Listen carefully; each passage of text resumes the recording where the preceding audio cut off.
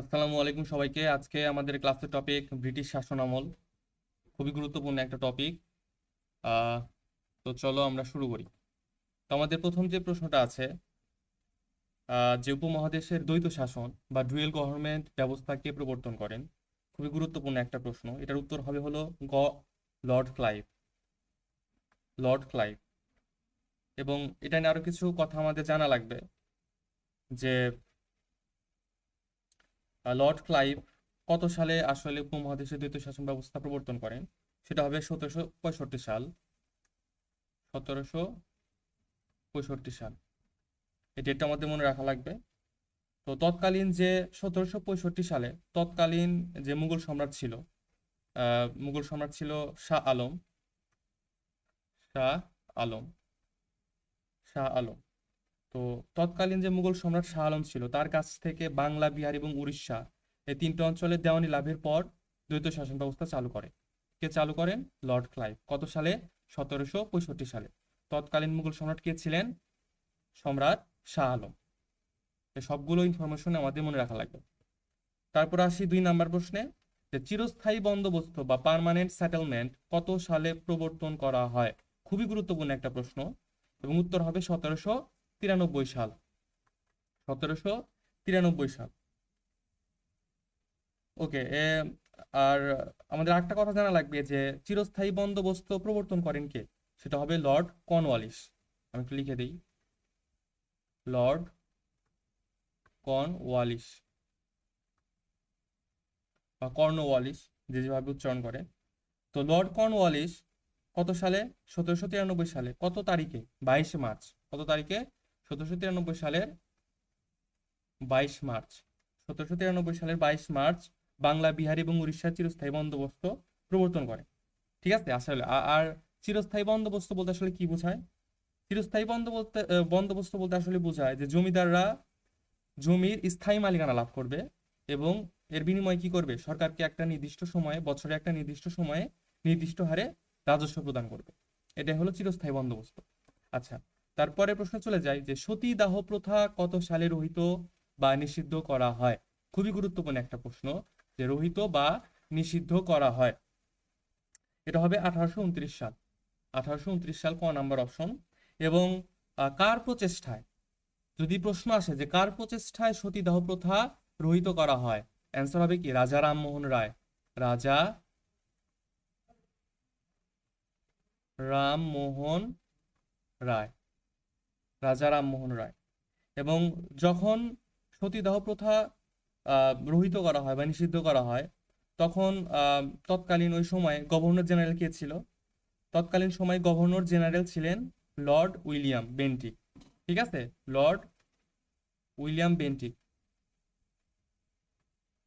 William Bentinck.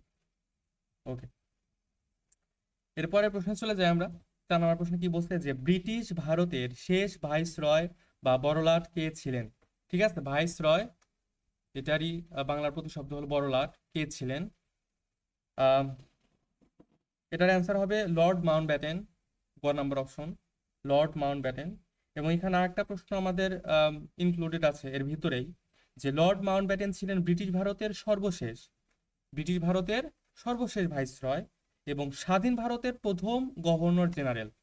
ঠিক আছে, এটা আমি একটু লিখে দেই, যে স্বাধীন ভারতের প্রথম গভর্নর জেনারেল। এটা আমাদের জানা লাগবে।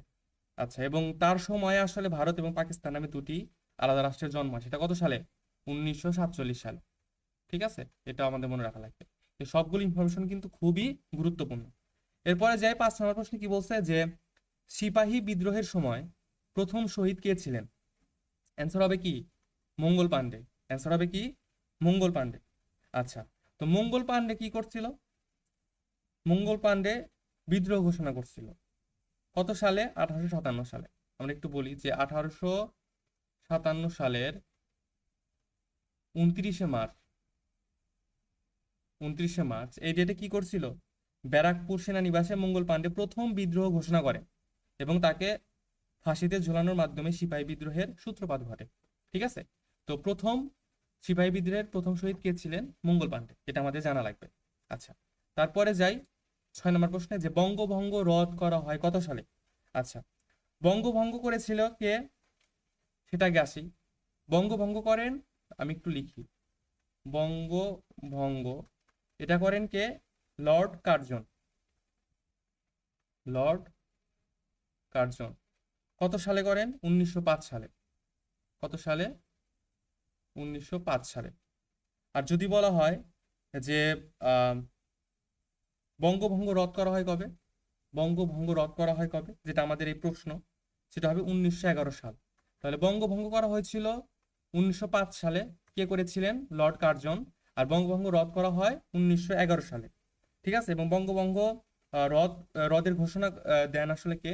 সেটা হবে সম্রাট পঞ্চম জর্জ। ঠিক আছে, এটা একটু মনে রাখো যে বঙ্গভঙ্গ রদ ঘোষণা করেন কে? পঞ্চম জর্জ।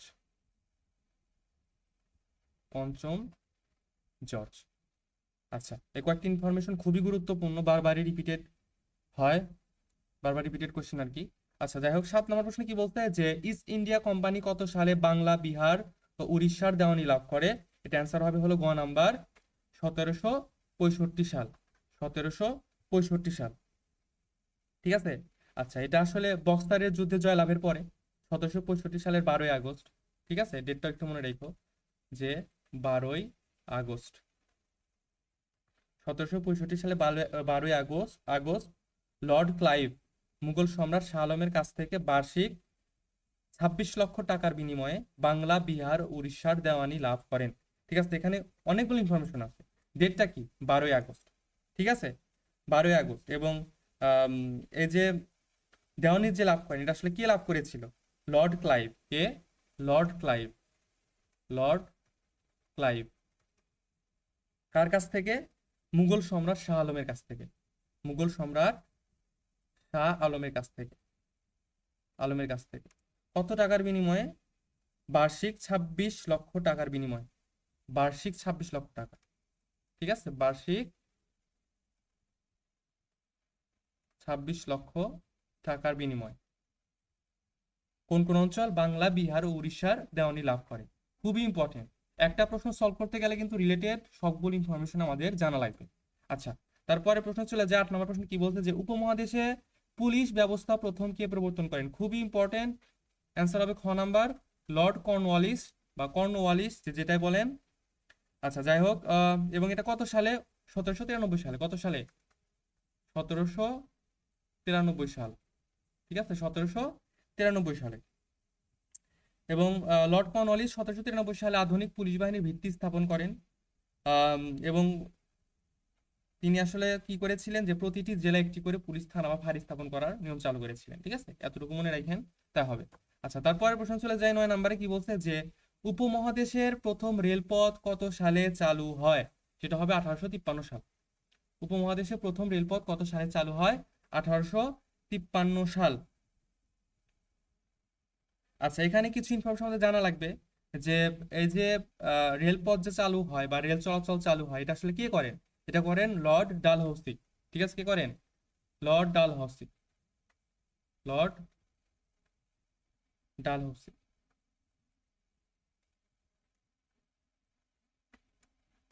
লর্ড ডালহৌসি। ঠিক আছে, এবং 1853 সালের 16ই এপ্রিল, এটা মনে রাখেন, 1853 সালের 16ই এপ্রিল, 16ই এপ্রিল, 16ই এপ্রিল কি করা হয়? বোম্বে থেকে থানে পর্যন্ত প্রথম রেল চলাচল চালু হয়। কোথায় থেকে কোথায়? বোম্বে থেকে থানে। বোম্বে থেকে থানে, এটা ধরেন রেল যোগাযোগ, থানে, বোম্বে থেকে থানে পর্যন্ত। এবং এটার সাথে একটা রিলেটেড প্রশ্ন বা রিলেটেড ইনফরমেশন আছে, সেটা হলো যে বাংলাদেশে বা তৎকালীন যে পূর্ব বাংলা ছিল, সেখানে প্রথম রেলপথ চালু হয় কত সালে? বাংলাদেশে চালু হয়, বাংলাদেশে প্রথম রেলপথ চালু হয় 1862 সাল।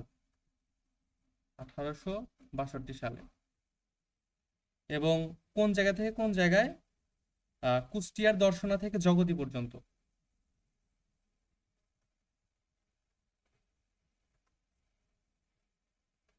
কুষ্টিয়ার দর্শনা থেকে জগতি পর্যন্ত। জগতি পর্যন্ত, ঠিক আছে। এই সবগুলো ইনফরমেশন জানা লাগবে। তার মানে কি কি বললাম এখানে, যে উপমহাদেশে প্রথম রেলপথ চালু হয় কত সালে? 1853 সালে, ঠিক আছে। 1853 সালে কত তারিখে? 16 এপ্রিল। কার সময়ে? লর্ড ডালহৌসির সময়ে, ঠিক আছে। এবং কোন জায়গা থেকে কোন জায়গা পর্যন্ত রেল চলাচল চালু হয়? বোম্বে থেকে থানে পর্যন্ত। আর যদি বলা হয় বাংলাদেশে প্রথম রেল চলাচল চালু রেলপথ চালু হয় কত সালে? 1862 সালে। কোন জায়গা থেকে কোন জায়গা? সেটা হবে কুষ্টিয়ার দর্শনা থেকে জগতি পর্যন্ত। আচ্ছা, আমাদের শেষ যে প্রশ্নটা আছে 10 নম্বর প্রশ্ন, সেটা পড়ি। যে কত সালে ব্রিটিশ পার্লামেন্টে ভারত শাসন আইন পাশের মাধ্যমে ইস্ট ইন্ডিয়া কোম্পানি শাসনের অবসান ঘটে? খুবই গুরুত্বপূর্ণ একটা প্রশ্ন। এটা আমরা সকলেই জানি যে 1858 সাল। 1858 সাল। এটা, এবং এটা আসলে কি 1857, আমরা জানি যে 1857 সালে সিপাহী বিদ্রোহ হয়। এই সিপাহী বিদ্রোহের পরে আসলে কি ব্রিটিশ সরকার সরাসরি ভারতের শাসনভার গ্রহণের সিদ্ধান্ত নেয়। কিন্তু 1858 সালের 2রা আগস্ট ভারত শাসন আইন পাশের মাধ্যমে কোম্পানি শাসনের অবসান ঘটে, ঠিক আছে। এবং পরবর্তীতে আসলে কি হয়, যে ভারতের সম্পূর্ণ দায়িত্ব সরাসরি রানী ভিক্টোরিয়ার হাতে অর্পণ করা হয়। এভাবে আসলে আহ ইংরেজি শাসন থেকে আমাদের মুক্তি ঘটে, ঠিক আছে। আচ্ছা, যাই হোক, আজকে এই পর্যন্তই। ধন্যবাদ সবাইকে।